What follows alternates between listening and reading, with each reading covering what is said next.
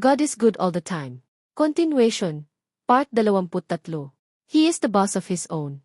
Ay akwentuhan kami sa mga buhay-buhay namin, and pag tumawag si Mick sa akin na ubusan ako ng English, kasi halos 2 hours yung conversation namin.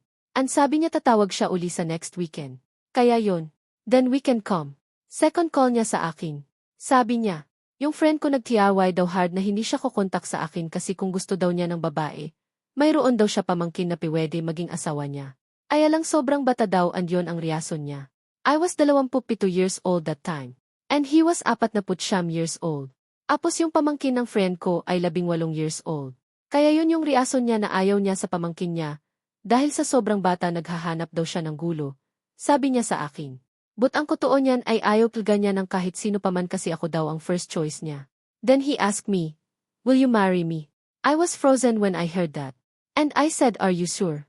You don't know me and why it's so fast." Matigas talaga ulo niya just answer me. "Will you marry me?" Kasi sabi niya the first time I saw you and our eyes met.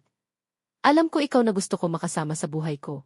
I am really in love with you and I cannot explain what's inside my heart, body and soul. It feels like that I know you for a long time. Napatawa lang ako and huminga ako ng malalim. And I said yes I know and it's destiny and God still pinatagpo niya talaga tayo, kahit you are 1,000 miles away from me. Kaya wala palaga makatigil if si God ang nagplan nito. And I said ok I will marry you. Aba, hindi ako makapaniwala umiiyak siya sa tuwa. Di niya ma-explain ang ligaya na namsaman niya ngayon. Ang sabi niya sa akin, if I turn down sa proposal niya sa akin, ay hindi na siya maghanap ng iba pa kasi he is feeling na I am the girl of his life. And none other one anymore after me. Kahit mayroon pa siya 4 na finalist na pagpipilian niya. Iba talaga ang dating ko sa kanya. Parang I am special. Abangan ang susunod na kabanata.